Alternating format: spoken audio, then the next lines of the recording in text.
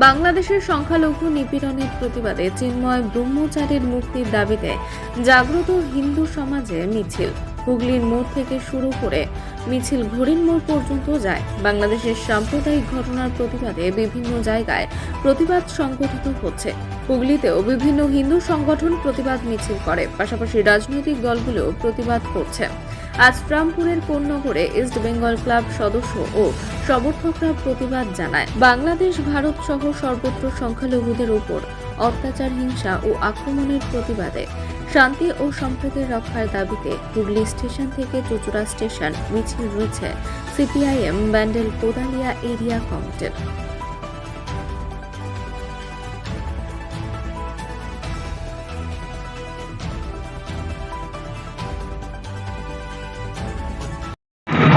আপনারা সবাই জানেন যে বাংলাদেশের যে হিন্দুদের ওপর যে পাশবিক অত্যাচার চলছে তার প্রতিবাদে এবং আমাদের যে স্কনের যে প্রভু তাকে চিন্ময় প্রভুকে গ্রেপ্তারের প্রতিবাদে আমাদের এই মিছিল চলছে।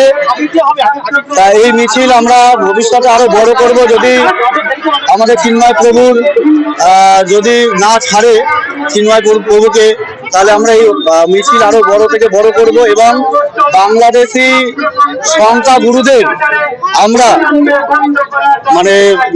তাদেরকে চোখে চোখ রেখে বলছি, আপনারা যদি মনে করেন যে হিন্দুদের ওপরে এরকম পাশবিক অত্যাচার করে বেঁচে যাবেন, অবশ্যই বাঁচবেন না। কারণ আপনাদের কাছে যদি হাতিয়ার থাকে, আমাদের কাছেও হাতিয়ার আছে, সেটা হচ্ছে আমরা হিন্দু ভাই বোনের যে জোর, সেই জোর আমরা অবশ্যই রাখি বুকে, সেই জোর রেখে আমরা চলছি।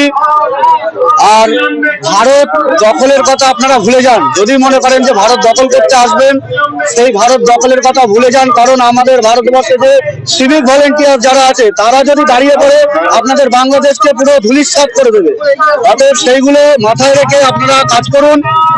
আপনাদের ধর্মকে, কোনো ধর্মকে আমরা ছোট করছি না, কিন্তু আমাদের ধর্মকে আমরা বাঁচাতে গেলে যতদূর আমাদের এগোনোর দরকার আমরা ততদূর এগোবো।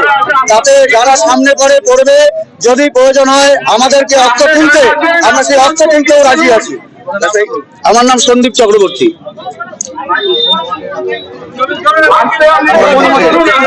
আমি হচ্ছে পেয়ারা বাগান জগন্নাথ বাড়ির প্রধান।